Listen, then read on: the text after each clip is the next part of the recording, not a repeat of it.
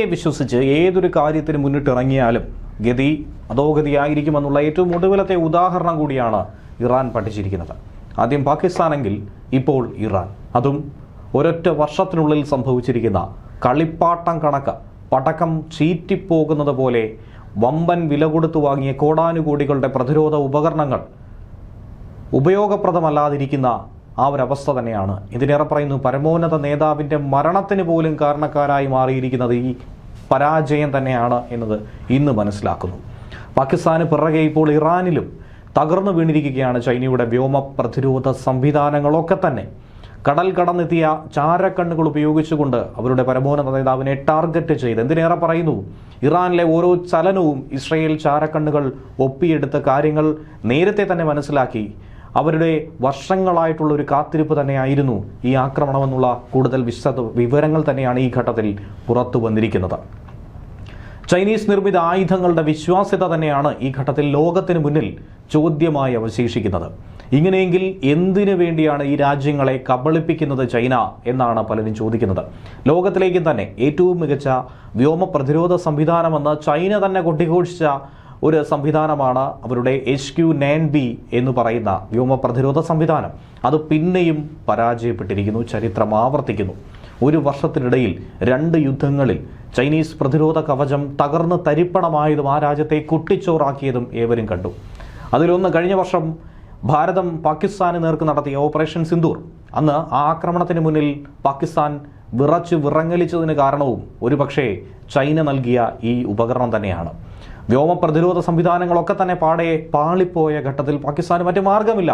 നേരിട്ടുള്ള ആക്രമണങ്ങളെ തടുക്കാനുള്ള ശേഷിയില്ല. ഏറ്റവും ഒടുവിൽ തകർന്നടിഞ്ഞ ഇതേ സംവിധാനം ഇപ്പോൾ ഇറാനിലും അമേരിക്കൻ ഇസ്രായേൽ മിസൈലുകൾക്ക് മുന്നിൽ അടിപതറിയിരിക്കുന്നു, നിഷ്പ്രഭമായിരിക്കുന്നു.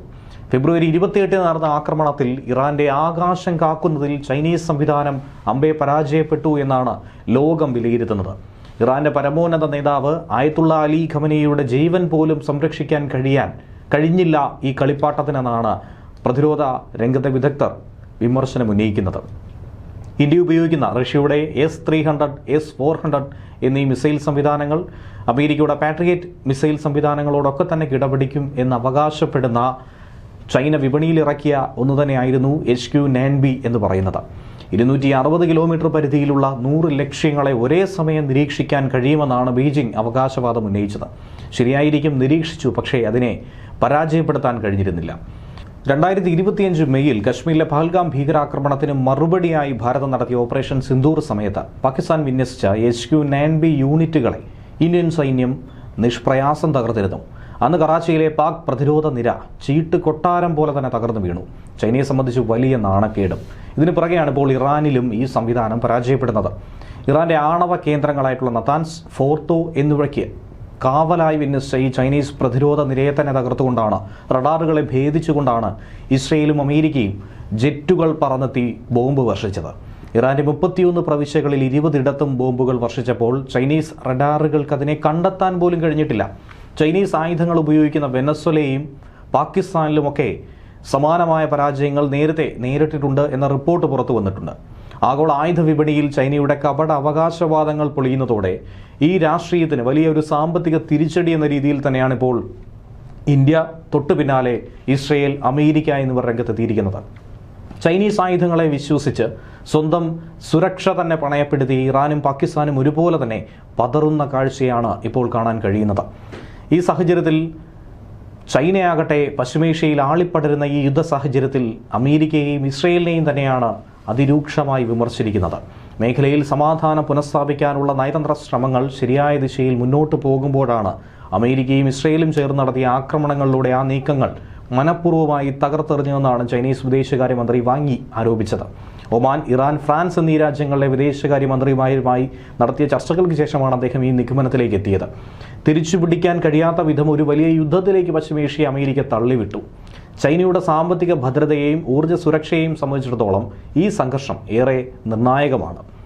ചൈന ഇറക്കുമതി ചെയ്യുന്ന എണ്ണയുടെ 70% പശ്ചിമേഷ്യയിൽ നിന്നാണ് വരുന്നത്. അതിൽ പകുതിയോളം വരുന്നത് ഇപ്പോൾ ഇറാൻ അടച്ചുപൂട്ടിയ തന്ത്രപ്രധാനമായ ഹോർമുസ് കടലിടുക്കിലൂടെയും. ഇറാനെ തങ്ങളുടെ ഉറ്റ സുഹൃത്തായി പ്രഖ്യാപിച്ച ചൈന സ്വന്തം ഭൂപ്രദേശവും താൽപ്പര്യങ്ങളും സംരക്ഷിക്കാനുള്ള ഇറാന്റെ അവകാശത്തെ പൂർണ്ണമായും പിന്തുണയ്ക്കുന്നുണ്ട്. എന്നാൽ ഇറാൻ സൈനികമായി തിരിച്ചടി നൽകുന്നതിനെ ചൈന പ്രോത്സാഹിപ്പിച്ചിട്ടില്ല എന്നുള്ളതും ശ്രദ്ധേയമാണ്. ഇറാനെ സാമ്പത്തികമായി പിന്തുണയ്ക്കുന്ന പ്രധാന ശക്തികളിലൊന്നാണെങ്കിൽ പോലും തങ്ങളുടെ സഹായം രാഷ്ട്രീയവും ധാർമ്മികവുമായ പിന്തുണയിൽ മാത്രമായി പരിമിതപ്പെടുത്തിയിരിക്കുകയാണെന്ന് ചൈനയും വ്യക്തമാക്കി.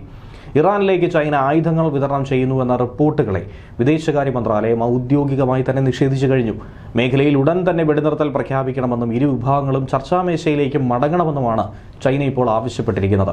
അല്ലാത്തപക്ഷം ഈ യുദ്ധം ലോകത്തെ തന്നെ വലിയൊരു സാമ്പത്തിക തകർച്ചയിലേക്ക് നയിക്കുമെന്ന കടുത്ത മുന്നറിയിപ്പ് കൂടിയാണ് ബീജിംഗ് കൊടുക്കുന്നത്.